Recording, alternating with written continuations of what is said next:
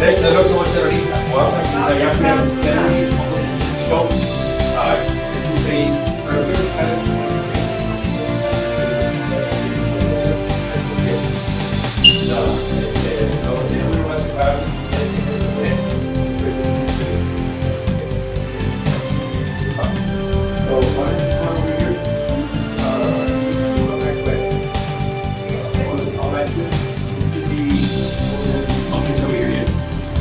Ahorita estoy contigo, Juan, unos 10 minutos, ¿ok? Si viene Doctor de niño, pues me caló todo el... ¿Es it here or yes? Yes. Okay, first one. Thank you so much. Yes, we're gonna be Mine? Oh, give me... right here. If you wanna adjust something, go ahead. Okay, thank you. So is it gonna stay here or here? Oh, right there. Right. That will be the... That's the third. When we, right, remember, we are changing. The situation has changed, so we have to go into this way. Give me a bottle of water, please. 2 bottles of water. Yes, please.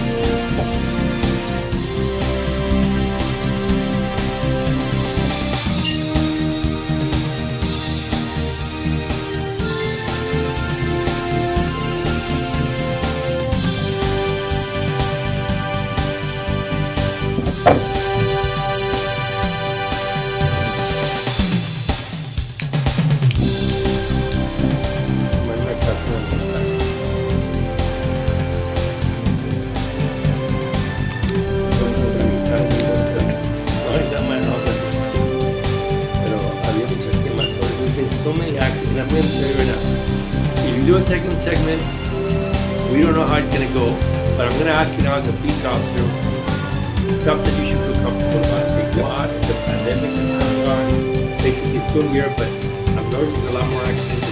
And then you tell me, don't they? As a police officer, there's a little more accidents.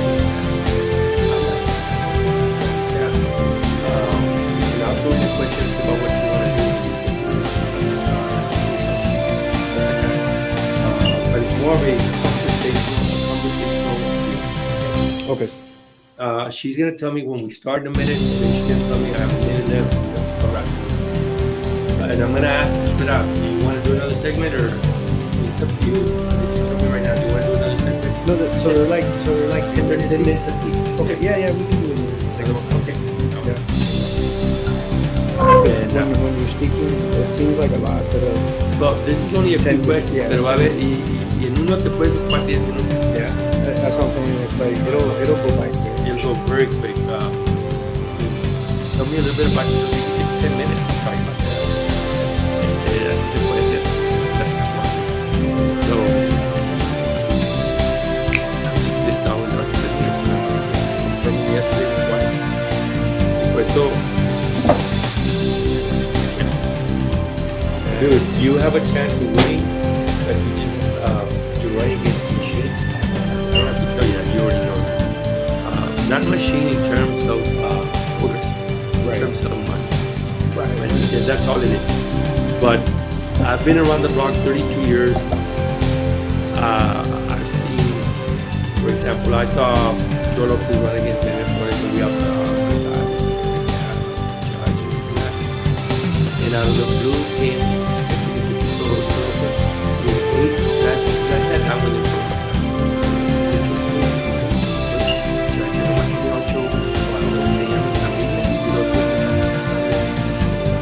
So there was a lot of things that angered him against each other. So así es, en otras palabras, así la cosa. You never know on a given day. It's like football. I always say that. On any given Sunday, anyone can win any election.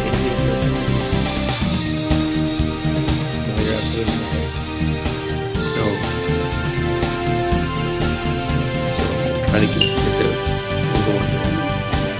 Yes, system with Abraham, Abey, Lugo, a police officer. Is that okay? Yeah. Special guest.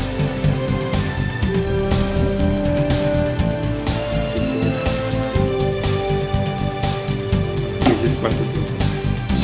So yes, sir. On any given day, anyone can win any election. Yes.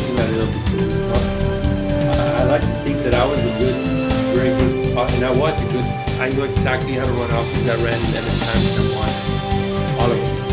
So I have a good sense about what to win.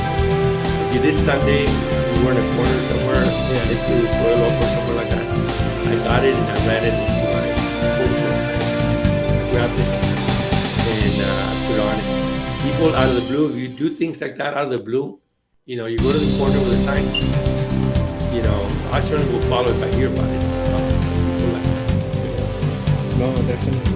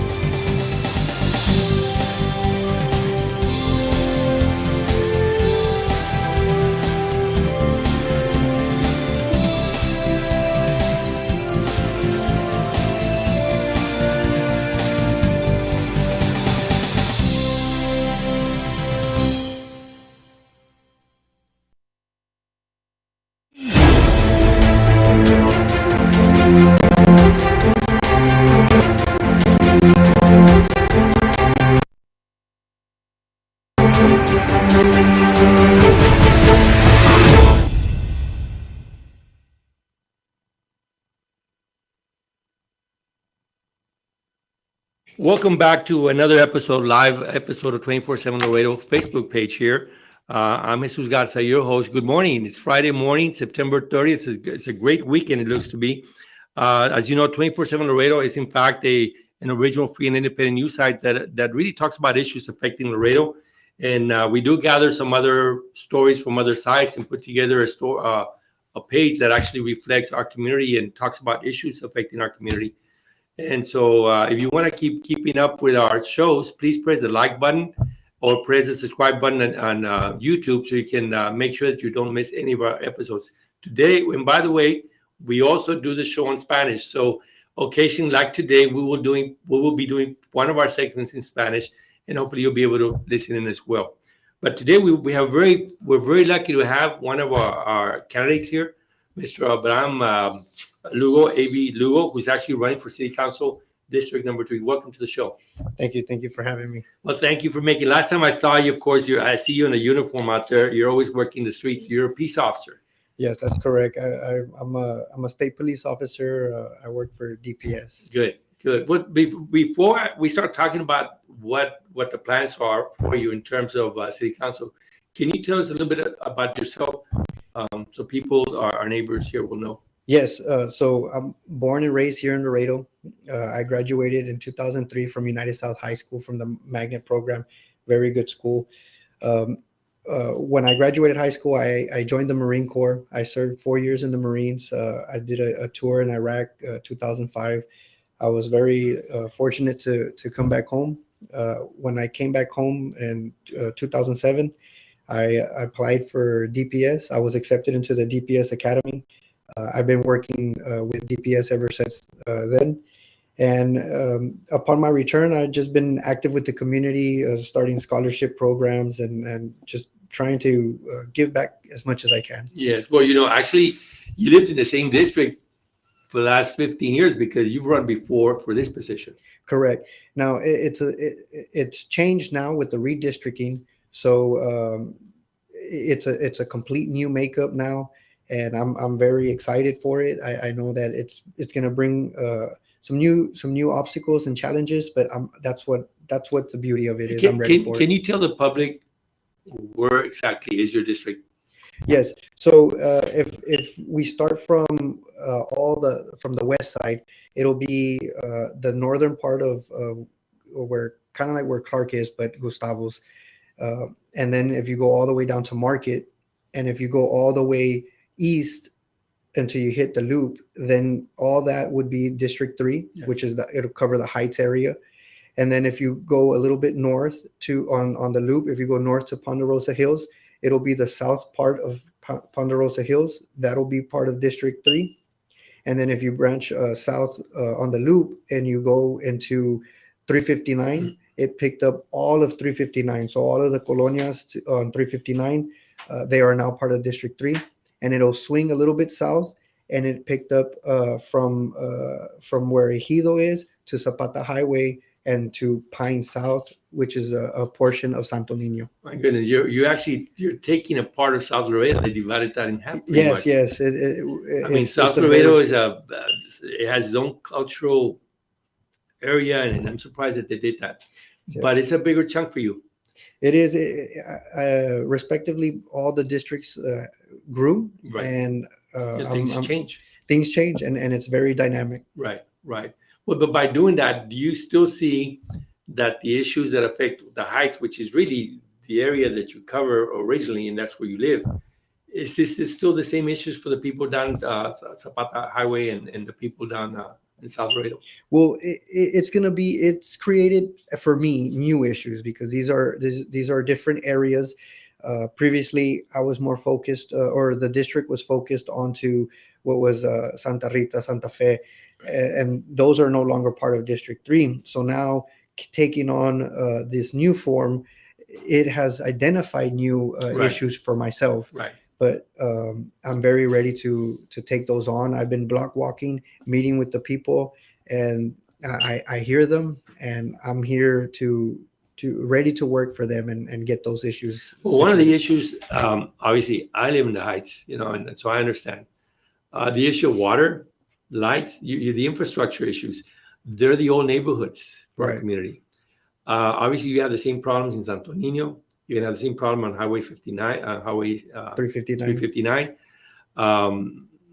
What do you think the issue dealing with water? How do you see that happening? What do you plan to do? I hear there's gonna be a new master plan being produced very soon, or has been produced by the city. That's gonna deal with that. Have you had a chance to look at that? Yeah, so the works are behind the scenes. The short answer is they're working on it. We just need to focus on keeping that I don't, moving forward. and you know, I guess, and I'll say it publicly here, I don't understand why the last 8 years we had other South Laredo councilmen and other Heights city councilmen who saw this, knew about this, and not much was changed. Well, and I'm And glad then we you. complain Yes. about the water and so on, but you look at the north side, and that city councilman made sure that that issue was resolved, and they have no major issues with water as we do in South Laredo in the Heights area. Well, that's why voting is very important. You need to select the right leaders, the right people that know how to work across the board and to get the job done.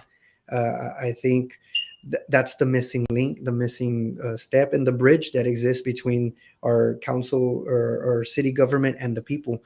And once we elect the right person to fill those that seat, this will all start flowing in a better direction. Right. People like to talk about change. We've heard change, but like I like to tell everyone, we need more than change. We need a new direction, and I am that new direction.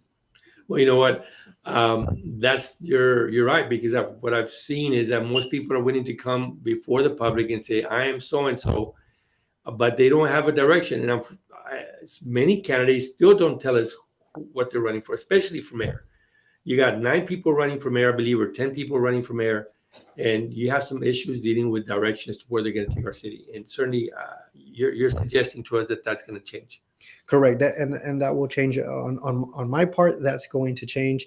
I know that I come to bring stability and consistency. My walk of life, I've been very well trained in leadership and to bring that confidence into the public. Right. Without the confidence of the people and to put their trust into the work that we do, we're going to continue to have the shortcomings that we've had. Right. Well, we're going to take a short break at this time, and we'll be right back, and we're going to finish up another segment with Mr. Abey Lugo, Abey Lugo, who's running for City Council District Number 3. We'll be right back.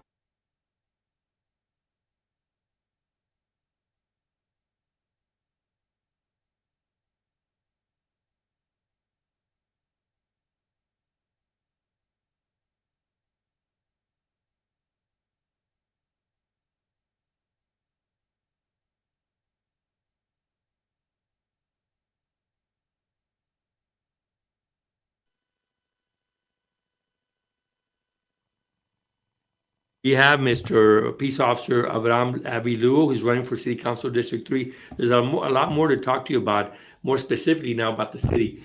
Obviously, you've run twice before and you've seen the turmoil. And by the way, you've lived in the district for at least 15 years, have you not? Correct. So you've raised your kids there.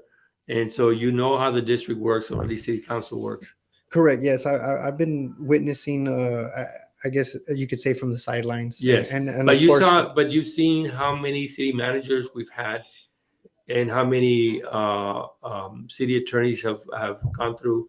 There's been at least 5 each, right. and there's so much instability, and it gives me the impression, I could be wrong here, officer, but it seems to me that the council prefers to have instability because they have some say so as to how to run the city. What do you think is the problem with that? Well, I think first off, what it does, it does send a message, whether it's directly or indirectly. It does send a message to the people, and it sends a message to our community or the people outside of our community. And the question or the image is the instability and the inconsistency. And when people have inconsistency, it's hard to trust that. It's just like, when we go out for a product to buy it, if it doesn't work all the time and it continues to fail, then we will not have the confidence to keep purchasing the product. Right. We'll go somewhere else. Right. So what is the cause of it? Basically, I would say that the administration has to come together and work and compromise. There's a lack of compromise. Well, it seems to me the compromise should come from the councilman, and that is, what is it? What are the values that they want? What policies do they want? They need to decide those issues before they hire the city manager, and then let the city manager hire and fire, because that's the way the system is set up. But a mí se me hace, it seems to me that it's more like about, you know what? If I don't have a city manager in play, then I, as city councilman, it's easier for me to hire my friends and do contracts and stuff like that. Things like that do tend to happen. Right. When there's instability, there's going to be that. So I'm just hopeful. Now, what would be your goals in terms of the next 4 years? What are you looking at for your district first?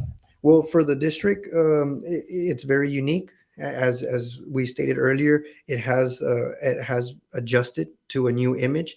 So I need to bring on all the concerns for the public. And of course, obviously, the number one issue is the water.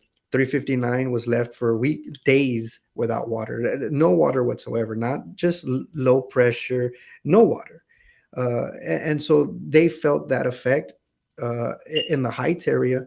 Some of the parts were left without water. Some were very low pressure, almost to no water at all. It wasn't adequate. And when you have a system like that fails in the modern day city that we are, it's very unacceptable. And we do need to make the corrections a lot sooner than later. And we need to make sure that the infrastructure is replaced in a timely manner instead of having to rush all at once and try to get it done. Will those be your goals for the city manager to do the next 4 years? I mean, that's definitely that the needs budget. to be, Would that reflect the budget as well for you? yes, that needs to be reflective. And the reason why it needs to be reflected is because we know this is gonna our mistakes from the past are gonna come up, and it's gonna cost money. Yes. And I know there's a big misconception that the people don't want to do their part, or they want everything for free. It's not that they want everything for free; it's that they want their money spent well.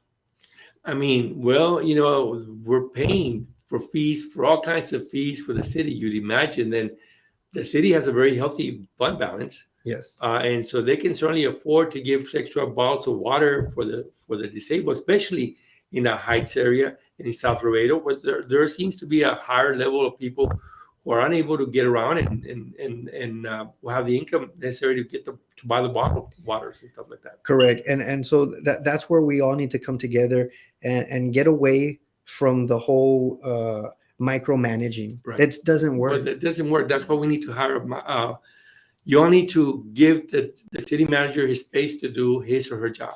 Yes, the city manager is going to have a very well package. They're going to have very well pay. So that is what they're put in place. Yeah, they need to earn earn going there. Every single city manager walks out of the city taking home $300,000 to $500,000 in leave packages. Along with their paycheck, they get to retire and leave. And one we had just a few years ago took up to $750,000 in a severance package after he was fired by the city. So, comen muy bien. So that's not No, the, yes, the and thing that's that why what we need to make sure that they earn that. Exactly, they need They to earn that. We put them into place. We expect what we expect from them. Yes. We need to stop micromanaging and let them earn their pay. Right, exactly. Well, we're gonna one last question, which has nothing to do with city, but that Yes. I do want to ask you because you are a peace officer and you work for DPS. The governor recently did an executive order for everybody who finds any stash houses to report it to DPS or to somebody, and possibly collect $5,000 if they're able to find homes that have immigrants, undocumented aliens living there. How's that? Do you know anything about how that's working? Yeah, out? so if you go to the DPS website, there's a section for like the anonymous tips and stuff like that, and it'll have all the information right there. It'll have the phone number, and basically, if you provide information, which will you as a caller will remain anonymous, and it leads to the discovery of a stash house, you're eligible for the reward. As far as the criterias and the details, I don't know them. It's in the computer, right? Yes. It's in the online. But there is that program, and I encourage the community to really be vigilant. And I know it's a very touchy subject, but the flip side to it is that in my experience, there's been several cases where we have found stash houses and the people are in very bad condition. So we're looking out for their well-being, and I know it might get spin off in a different way, but trust me, when we find these immigrants that haven't been fed, that haven't they're in stash houses that have no electricity, no running water, we're complaining. We've just put in our own situation when we were with a few days without water. Some of these it was a very tough time. Some of the immigrants are left without food, without water for weeks, and sometimes they're abandoned because the people that are moving them just don't want to get involved anymore because it's too hot. So it's for their safety. There's children there. We need to take care of them. I recommend to everyone in the community that if you know of a place like that you certainly need to report it. Do it for your own kids, for your own family, because we need to have a safe neighborhood. We really do need to have safe neighborhoods where our kids can be able to play and be outside. And our elderly people can walk and we can enjoy the quality of life, whatever quality of life we may have in our neighborhoods. So I certainly encourage them to do that. What I'm going to do here, Officer Lugo, is that we're running out of time. But I do want to know, I want to ask you, where can people find you if they want to either volunteer, donate, or they just want to ask questions? Yes. So if you search on Facebook, I'm on Facebook, Abraham Abey Lugo. That is my Facebook page. My personal phone number is located on my page, and you can like and share there, message me there, and I'll personally get into contact with you, and I welcome all the support. I'm here for you, and send me to City Hall. Well, thank you very much, Mr. Officer Lugo. I look forward to seeing you again, hopefully next week or two. Yes, sir. And I'm going to remind everyone, please try to, if you're not registered to vote, please register by October the 11th. That's your due date, that you only have about 11 to 12 days left. Please register those people who are not registered. And of course, do not become complacent. Make sure that you go out and vote. It's very important for our community, for all of us to come out and vote. And the very best of public officials. These public officials spend their money. These people spend their money, their time, and effort to offer you a choice. Let's seriously consider all of them, and please make the right choices when the time comes. Officer, thank you for coming. I appreciate it. We'll be right back. I have a special guest after this segment. Thank you.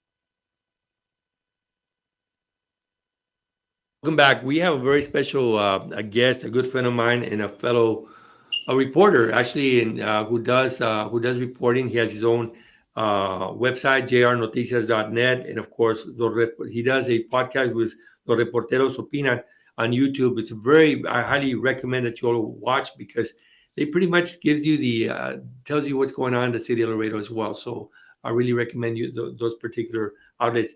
Welcome to the show, Juan Rodriguez. Thank you for coming. Thank you for inviting me, Judge. Well, Juan, I've known you for many years, one of the best reporters in Laredo. Thank you. Y tienes muy buena idea cómo va el agua, cómo va el calor de la elección. Y te quise tener en este programa porque quería tener tu opinión, cómo va el lado electoral en nuestra comunidad. Pues ya, como ya usted lo puede estar viendo, ya alrededor de todo el Laredo ya empezaron a calentar los motores, ya muchos candidatos ya empiezan a aparecer, ya muchos aspirantes a los diversos puestos. Hay que ver que en la ciudad pues son 5 en la alcaldía y 4 puestos para regidores. Son muchos los candidatos, principalmente Pues son como 35 36 candidatos aquí en Laredo, Texas. Así es, entonces ahí nos damos cuenta del tamaño de la emoción preelectoral, ¿no? Tanto también de la gente, porque ya se está viendo, están saliendo de sus casas, van a apoyar a los que andan tocando las puertas. Sí. Eso es bueno, eso nos enseña un poquito más de democracia, ¿no? Exacto, bueno, para comenzar tenemos la elección del congresista. Bueno, sí, desde allá sí. El lado con Casi García. Con Casi García. ¿Cómo miras? Ahí creo que Henry no va a tener problemas porque ya contuvo, ya pasó la prueba mayor con los demócratas, ¿no? Entonces, ya tuvo 2 elecciones. 2 elecciones casi seguidas, entonces pues esto lo pone fuerte. Ese es en lo particular, ¿verdad? Te prepara al candidato para los golpes más adelante. Debe estar preparado. Bueno, ahora viene el senador Cruz el domingo, parece. El domingo, sí. Para la señora Casi García. Viene el respaldo del senador. ¿Crees que va a hacer mucho cambio? No creo. Va a encender otros faroles, digo yo, ¿verdad? Políticos, pero no con el peso que se requiere para que realmente. Pero en la política nada está escrito, pues, así que, y no hay un enemigo pequeño tampoco. Nunca sabes. Entonces, eso es yo estoy viendo esa perspectiva, ¿no? Pero muy particular, así que, pues. Pero por ahorita lo miras muy fuerte, Henry. Lo veo fuerte y listo para las próximas otras elecciones. Mientras tanto, pues tiene una carga también de trabajo muy grande. Hay que ver que son problemas nacionales, internacionales. Así es. Tiene que estar trabajando todo su distrito 28, entonces. Correcto, es mucho trabajo. Es mucho, pero mucho trabajo. En el lado más local, que es para mayor aquí en Laredo, Texas, alcalde. Bueno, pues son 10 alcaldes. Están candidatos que están postulados. ¿Y cómo miras esa carrera en este momento? Pues, como le digo, son 10 candidatos, de los cuales están figurando, están llamando la atención del electorado, algunos 4 o 5, no voy a dar nombres para que no crean que tengo preferencias, pero pues es muy simple, nada más ver ¿hay manera que puedas correr por un puesto como alcalde de Laredo, Texas y no gastar un centavo? No, pues, tienes que gastar dinero. Hay Kobe Bryant, que digo, no es el basquetbolista, ¿verdad? Pero sí. ¿Quién es? Él no se ha parecido para nada. Correcto. Entonces, Pero en otras palabras, sí puede uno decidir pensar que los que están gastando dinero, los que están poniendo sus rótulos, están haciendo llamadas, están haciendo televisión. Tienes que invertir dinero. Tienes que tener dinero para que te tome la gente seria. Sí, efectivamente, pero también tiene que tener algo aparte, pues, tiene que tener carisma, tiene que tener conocimiento de los problemas, los más importantes, los de peso aquí en la comunidad, que son muchos, sí. Tanto en el interior del cabildo, sí. Que ahí hay problemas serios. ¿Cuántos city managers, cuántos regentes han sido ya han desfilado a lo largo de 3, 4 años? Me dijiste 2 cosas ahorita. Me dijiste que tienes que tener carisma y tienes que tener un mensaje. Exacto. Tiene que no tener. Quiere decir que si yo gasté $200,000 para alcalde y no tengo carisma, que vos salir adelante, posiblemente Pues, que no. Tiene que tener algún chiste, ¿no? Sí, Algo. ¿Con qué Porque vienes a poner en la mesa? ¿Qué es lo que vas ahorita a...? la situación que impera en la ciudad te está requiriendo, está pidiendo de manera urgente la intervención de alguien que realmente sea un líder y lleve este problema a otras alturas para poder solucionarlos. Y son muchos problemas acumulados, porque hay que verlo. Hay muchas áreas de Laredo que están descuidadas desde hace mucho. El centro es uno de ellos. Bueno, el centro está invadido de indigentes que Correcto. hacen sus necesidades en la vía pública, las banquetas, las plazas, correcto, la Jarvis, la Bruni, sí. con esas tengo para decirles, ejemplificarles cómo está la situación. Pero entonces, con los ojos cerrados puedes encontrar problemas, pues. O sea, correcto. Entonces, ¿qué tiene que ver una persona o un grupo de personas, en este caso, que ya se podría renovar el cabildo con los 5 cargos? ¿Podrían ellos hacer una nueva alianza democrática para poder atacar todos esos tipos de problemas que son muchos, cada quien en su sector, pero unidos en un solo pensamiento, en de que debemos poner toda la capacidad, todo lo que traigan en sí, el amor al Laredo, obviamente, que de ahí nace todo, para poder solucionar los problemas que ya están pidiendo rápida solución? Bueno, la cosa es que muchas personas que están corriendo no tienen todavía un mensaje, no he visto ese mensaje todavía. Hay muchos que pues simplemente porque algún familiar que está en la política lo está apoyando, pero y que tiene fuerza, correcto, ¿verdad? Entonces anima a la persona y pues ya ha pasado, juez. Usted sabe bien que porque son primos, hermanos, sí, hay esposas. Aquí hay muchos primos en lugares políticos. Hay muchas familias que se fueron integrando dentro de ahí se ayudan. Pero la cosa es que para mejorar nuestro pueblo tenemos que tener una persona, como tú dices, con carisma, auténtica, con mensaje y que tenga un liderazgo también. Exacto. Que pueda gustar a la gente. Y más que nada motivados por el amor de Laredo, ¿no? Exacto, de la comunidad. Exacto. Entonces eso no se está viendo realmente. Bueno, eso yo lo digo. No lo he visto todavía yo. Yo estoy viendo una conveniencia política y económica. Correcto. Y haciendo a un lado los problemas de la ciudad. Con tantos problemas que tenemos, que son tiene muchos. que salir uno de ellos con esos características que puedan mejorar Laredo. Muy importante. Si no, Laredo va a seguir con lo mismo que ha pasado los últimos 4 años. Estamos en un retraso evidente. Estamos viendo ciudades. Los comerciantes no van a querer moverse a Laredo. No va a haber inversión. No va a haber inversión. Es muy importante.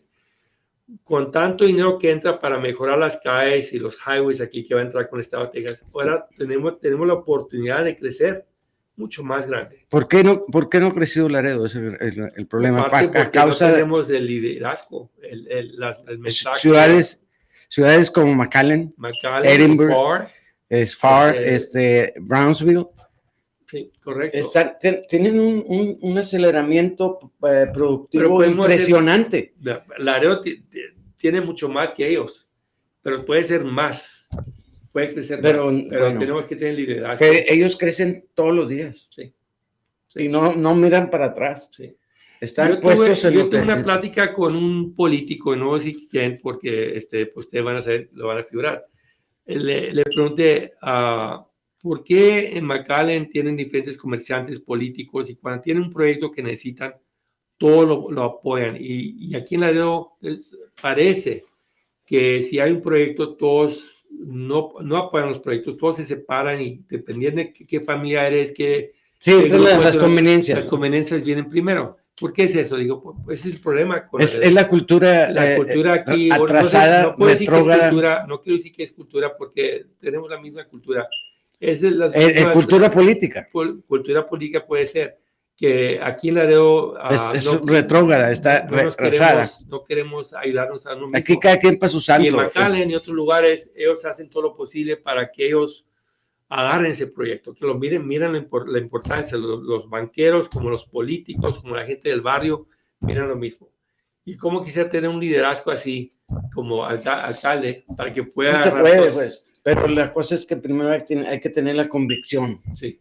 la comisión social y la política, Correcto. para poder enderezar el barco, poder estar construyendo con el apoyo de quienes piensan igual. No que piensan que la política es para servirse, sino es al revés. Es para servir la comunidad. Exacto. Entonces, mientras no ocurra eso, pues vamos a estar condenados a ver este tipo de problemas o peores. Bueno, pues platicamos después cuando lleguemos un poquito Cuando más cerca de la usted campaña. Gracias. I want to thank you all for watching this segment of the Laredo, 24/7 Laredo Border Chronicles. You can watch us on YouTube by subscribing. You can like the like button on the Facebook page, and you can keep up with what's going on a daily basis. We will be coming back in a few more days to give you another episode of this program. I'm Jesús Garza, your host. Thank you for watching. Y gracias de vuelta, Juan.